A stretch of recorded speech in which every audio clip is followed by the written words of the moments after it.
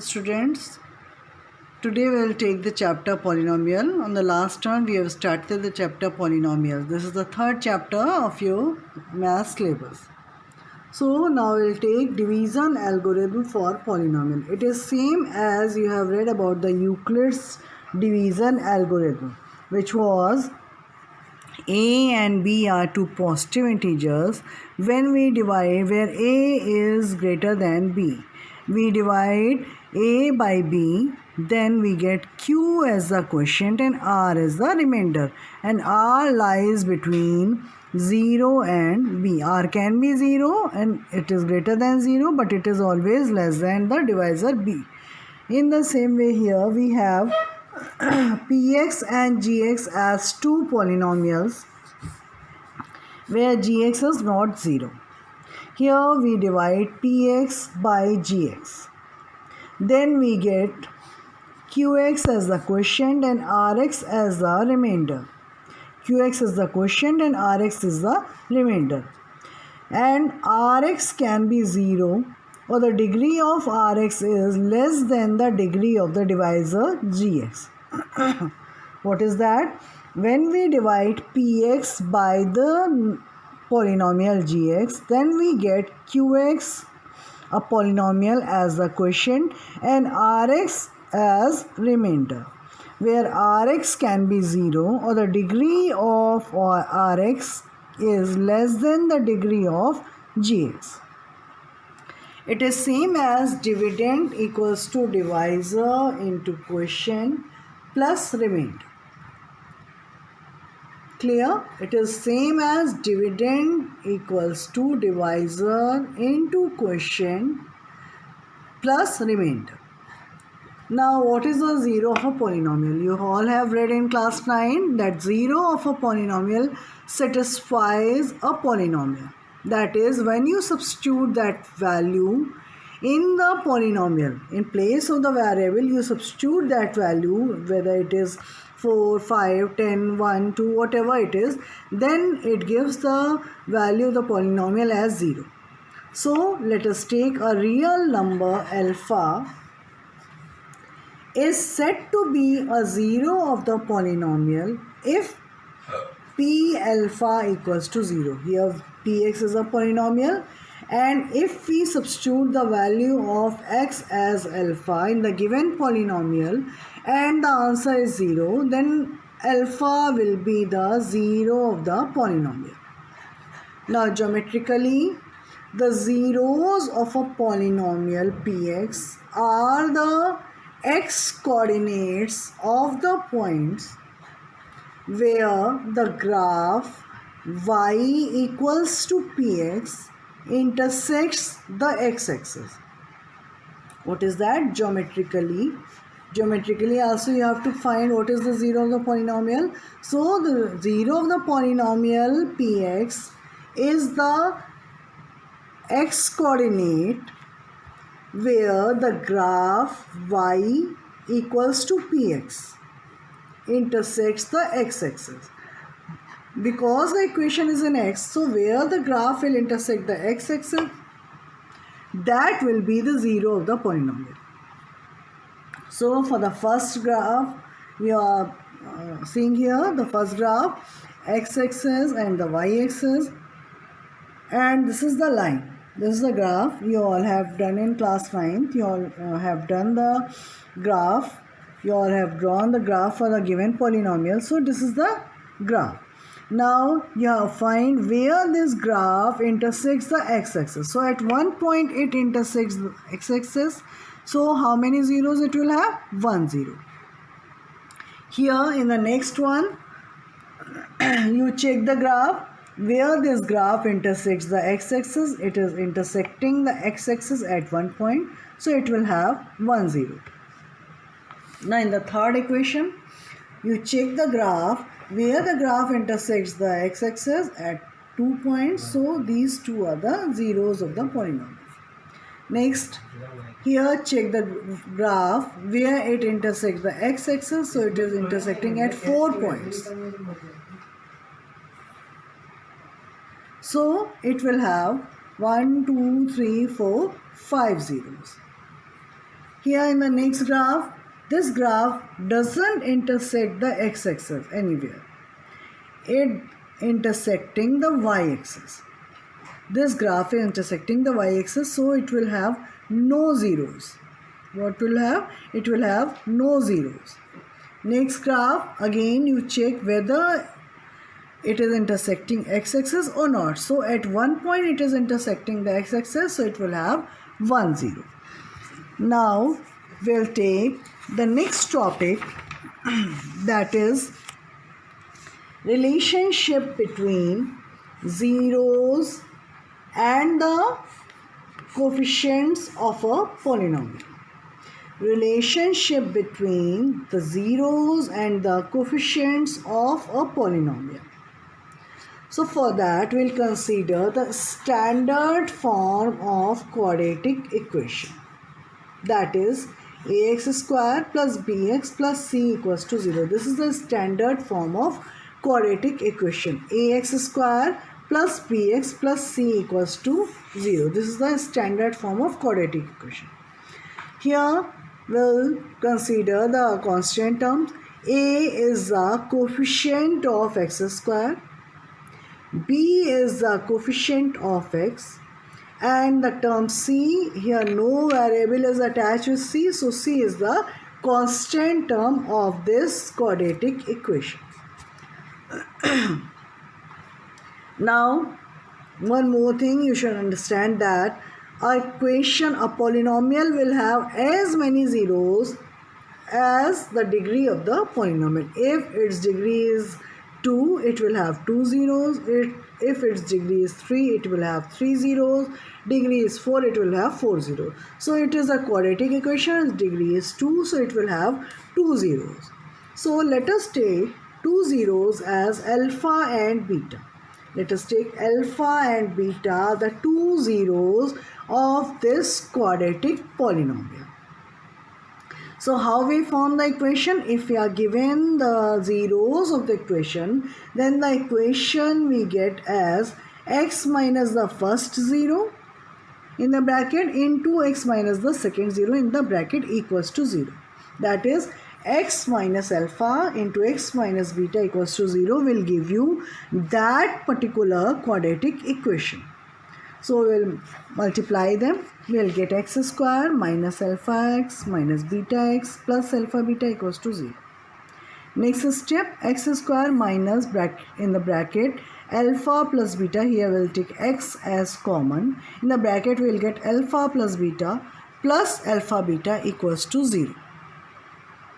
Now this equation, standard form of quadratic equation, we have taken as equation 1. So we'll divide the standard form of quadratic equation, that is ax square plus bx plus c equals to 0, by the constant term a, which is the coefficient of x square. So I'll get here as, when we will divide ax square by a, so a and a will cancel. We'll get only x square. When we'll divide bx by a, we'll get b upon ax, and when we'll divide c by a, we'll get c upon a equals to 0.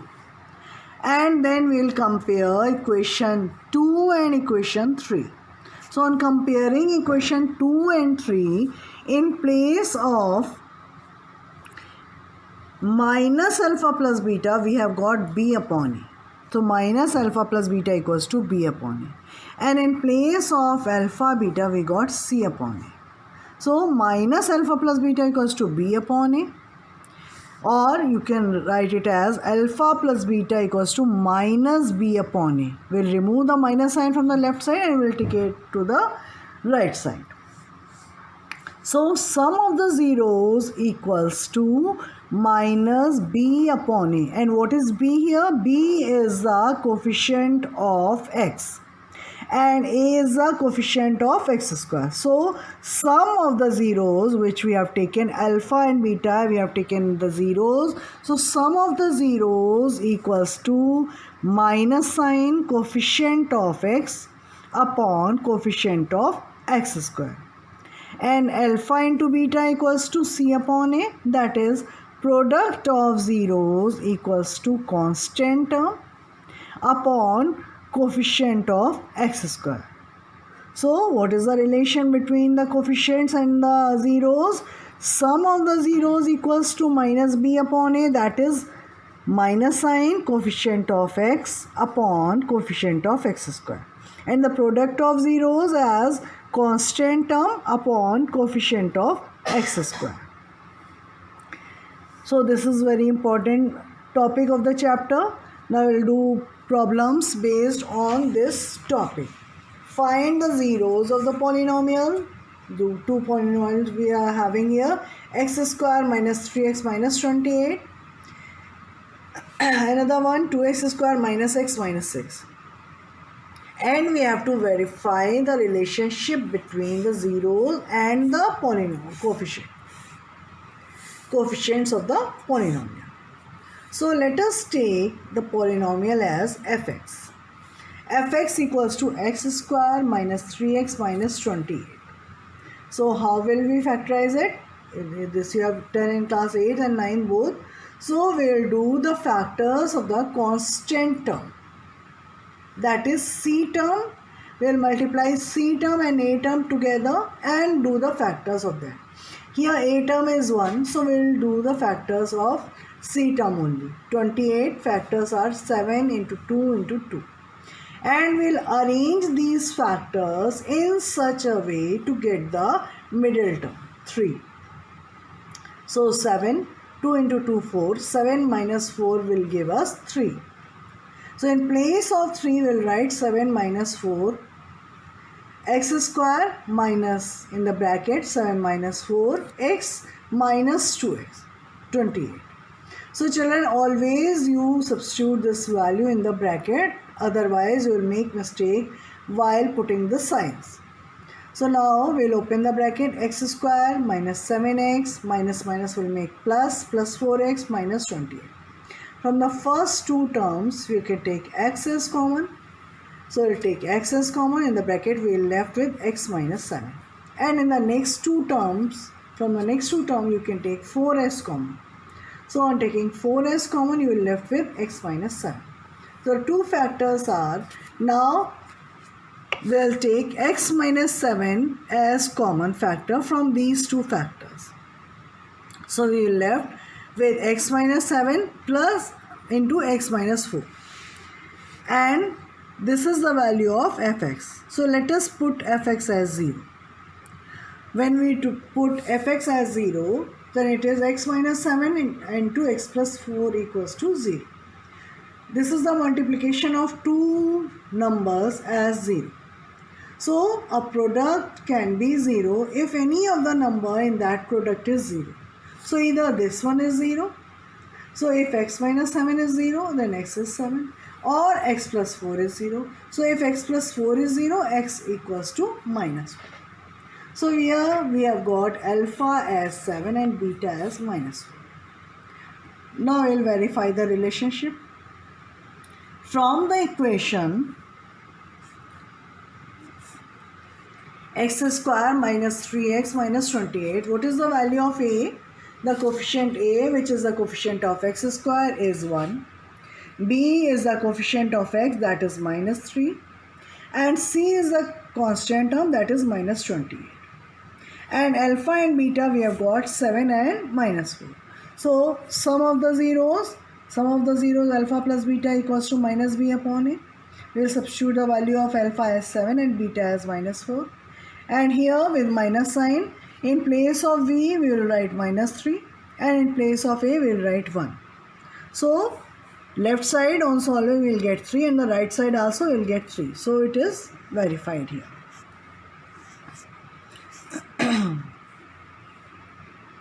Now alpha into beta, product of the zeros, is c upon a, constant term upon the coefficient of x square. 7 into minus 4 equals to minus 28 upon 1. 7 into 4 will give 28 and plus minus minus. Minus 28 equals to c constant term, that is minus 28, and a is 1. So minus 28 equals to minus 28. Again this relationship is verified here. So in this way only you have to verify You have to find the zeros of the polynomial and then you have to verify the relationship between zeros and the coefficient. This question will come as for 3 marks. Now next question, 2x square minus x minus 6. Let us take it as fx. Now here again we will do the factors. Now here we will consider the a term, that is 2, and the c term, that is 6. We will do the factors of 2 into 6, that is 2 into 2 into 3. And we will arrange them to make the middle term as 1. Here middle term is 1. So 4 minus 3 will give you 1. So in place of 1 you will write 4 minus 3, 2x minus 4 minus 3x minus 6. We will open the bracket, 2x minus 4x plus 3x minus 6. Here when we will open the bracket, 4 will come with minus sign and 3, here it is minus, so minus minus will make plus. From the first two terms, you can check here that we can take 2x as common. So in the bracket we are left with x minus 2. And from the next two terms, we can take 3 as common. So we will take 3 as common and we are left again with x minus 2. You should remember this thing that both the brackets should be the same with their sign. Nothing should be different here. Both the brackets should be same. So from these two brackets, the same term x minus 2 can be taken as common. So you're left with 2x plus 3 and x minus 2 equals to 0. Again, the product of these two factors is 0. So either this one is 0 or the other one is 0. If the first one is 0, it will give the value of x as minus 3 by 2. So alpha is minus 3 by 2. And if you put the next factor as 0, then it will give x as 2. So beta is 2. Now we will verify the relationship between factors and zeros and the coefficients. Alpha plus beta equals to minus b upon a. Alpha is minus 3 by 2 plus beta is 2. And on the right side, the value, first we will write the value of a, b and c. A is here 2. B is here minus 1 and C is here minus 6. So in place of B we will write minus 1. Minus outside the bracket, minus inside the bracket, that will make positive. And the value of A is 2. So it is on the right side it will make 1 by 2. And we will solve the left side by taking LCM. 2 is the LCM, minus 3. Here it is 1, the denominator is 1. So 1 divided by 2 will give us 2. 2 into 2, that will make 4. So on solving, again we will get 1 by 2 on the left side and 1 by 2 also on the right side. So in that way, this relationship is verified. Next, product of the 0, alpha into beta equals to c by a. C is the constant term and a is the coefficient of x square. Alpha is minus 3 by 2 and beta is 2. We will multiply them. The value of c is minus 6 and the value of a is 2. So we will solve both the sides. Here 2 and 2 will cancel each other. We will get only minus 3. And on the right side, 2 can divide minus 6 for minus 3 times. Again, this relationship is verified. So in this way, we have found out the zeros of the polynomial and we have verified the relationship between zeros and the coefficients of the polynomial. These questions will come for 3 marks. Children, do these questions. It is given in your exercise 2.2. 2.1, based on the graph, you have to find the zeros of the polynomial, given polynomial. You have to check where the graph is intersecting the x-axis, that many zeros that graph will have, that polynomial will have. And next you have to verify the relationship between zeros and the coefficients of a polynomial. So in the same way you will proceed, do the questions from exercise 2.1 and 2.2 and they will come as for 3 mark. These questions will come for 3 mark, and the question which are in exercise 2.1 will come for 1 mark only.